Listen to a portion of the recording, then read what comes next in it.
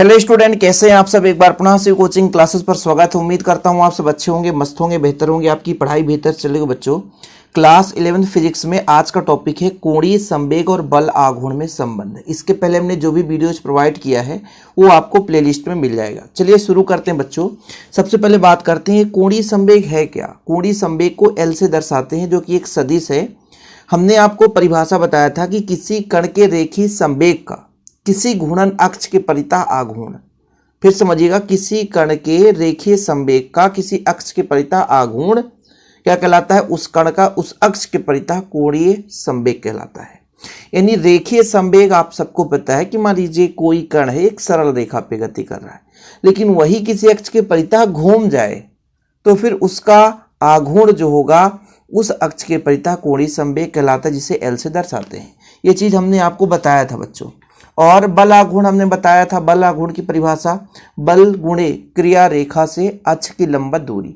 तो ये मैंने अलग अलग टॉपिक ऑलरेडी करा दिया है। आज हमको सिद्ध करना है tau equal D L upon D T. Tau जो है बल आघूर्ण है, एल क्या है बच्चों? कोणीय संवेग है। तो घूर्णन गति में कोणीय संवेग में परिवर्तन की दर, ये जो कोणीय संवेग में समय के साथ परिवर्तन है, कोणीय संवेग में परिवर्तन की दर बल आघूर्ण के बराबर होता है, उस पर लगाए गए बल आघूर्ण के बराबर होता है। इसके संबंध को हमको प्रूव करना है। ठीक है। अब चूंकि हम जानते हैं, इसके पहले थ्योरम आपने पढ़ा है, चूंकि कण का कोणीय संवेग, कण का कोणीय संवेग कितना होता है? कोणीय संवेग, चूंकि कण का कोणीय संवेग, कोणीय संवेग को एल से दर्शाते हैं बच्चों। इसका फार्मूला होता है आर। भाई क्या होगा? किसी अक्ष के परितः घूर्णन गति करेगा तो आर उसका त्रिज्या हो जाएगा, दूरी हो जाएगा, और उसका रेखीय संवेग पी इन दोनों के मल्टीपल के बराबर होता है। जहां पे आपका आर क्या है बच्चों? आर एक प्रकार से स्थित सदिश है।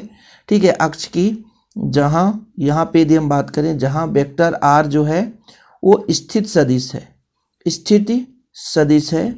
ठीक है, सदिश निरूपण हमने कराया था कोणीय संवेग का। वह जो आपका P है बच्चों वो क्या है? रेखीय संवेग है। क्या है? रेखीय संवेग। ओके, यहां तक क्लियर है। अब हम क्या करते हैं? समय के सापेक्ष अवकलन करते हैं, क्योंकि यहाँ पे dl अपॉन dt लाना है, केवल l है। तो t कब आएगा बच्चों? dt कब लगता है? अवकलन करते हैं तभी तो हो सकता है, बाकी तो कुछ होगा नहीं।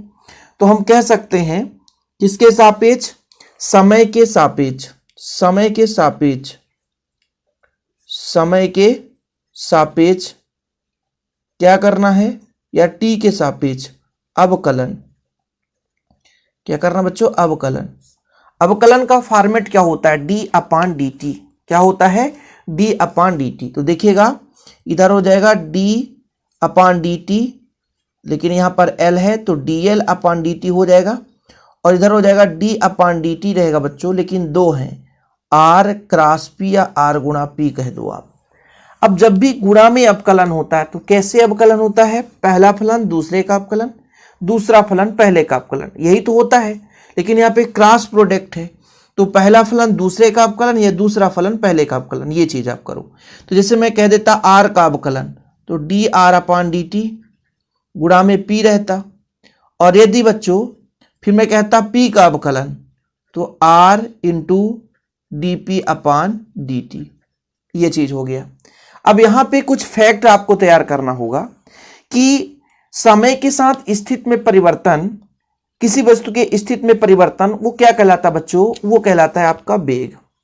किंतु चूंकि समय के साथ, जैसे r में यदि परिवर्तन हो रहा है समय के साथ, तो ये आपका है वेग। क्या है बच्चों? वेग। वाह, आप लोगों ने पढ़ा है कि संवेग में परिवर्तन की दर यानी dp अपॉन dt किसी वस्तु पर लगाए गए बल के बराबर होता है। यानी संवेग में ये p क्या है? संवेग में परिवर्तन है समय के साथ। संवेग में परिवर्तन की दर, संवेग में परिवर्तन की दर किसके बराबर होगा बच्चों? बल, उस पर लगाए गए बल के बराबर होगा। और जब बल के बराबर होगा तो यहां पे आप वैल्यू पुट कर दो तो कितना हो जाएगा? ये D L upon D T रहने दीजिए, बाकी इधर वैल्यू पुट कर दो, ये आपका हो जाएगा v, तो v क्रॉस p हो जाएगा, और प्लस का बच्चों यहाँ r क्रॉस एफ हो जाएगा।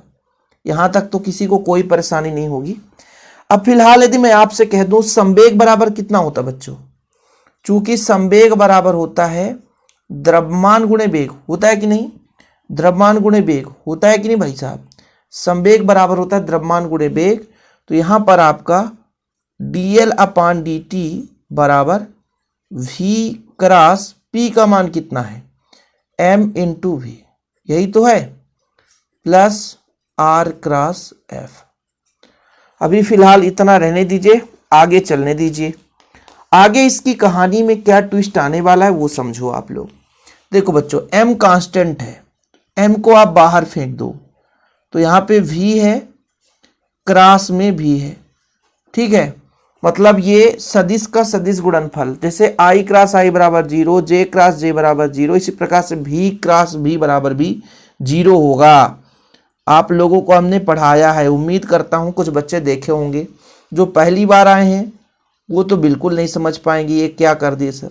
इसका जो मान होता बच्चों v क्रॉस v का, इसका मान होगा 0, ध्यान रखिएगा, इसका मान क्या हो जाएगा 0। तो जब इसका मान 0 हो जाएगा तो हम आपसे कह सकते हैं कि जो dl/dt है वो केवल और केवल बचेगा r क्रॉस f, और ये बच्चों एक आपके बल आघूर्ण के बराबर होता है r क्रॉस f। इससे सिद्ध हो गया कि आपका जो टाउ है वो dl/dt के बराबर है। यानी कहने का मतलब ये हुआ कि घूर्णन गति में कोणीय संवेग में जो परिवर्तन है वो बल आघूर्ण के बराबर होता है। ठीक है, यही हमें प्रूव करना था, बिल्कुल सिंपल तरीके से हमने प्रूव करा है। उम्मीद करता हूं बच्चों आप लोग अच्छे तरीके से तैयार भी कर लेंगे। एकदम सिंपल है, 2 मिनट का काम है, जो अच्छे तरीके से समझ लेता है तो कठिन लगता ही नहीं है। इसका हैंड रिटेन नोट्स हम आप लोगों को प्रोवाइड करते हैं मात्र 100 रुपीज़ में, और ये कॉन्टैक्ट नंबर है 9685299149, 9685299149। इस नंबर पर आप कॉन्टैक्ट करके नोट्स ले सकते हैं। फिलहाल आज के लिए इतना ही बच्चों, वीडियो पसंद आए तो लाइक करके शेयर कर दें। डिस्क्रिप्शन पे ऐप का लिंक मिल जाएगा, हमारे ऐप को भी डाउनलोड कर लें। जय हिंद, वंदे मातरम।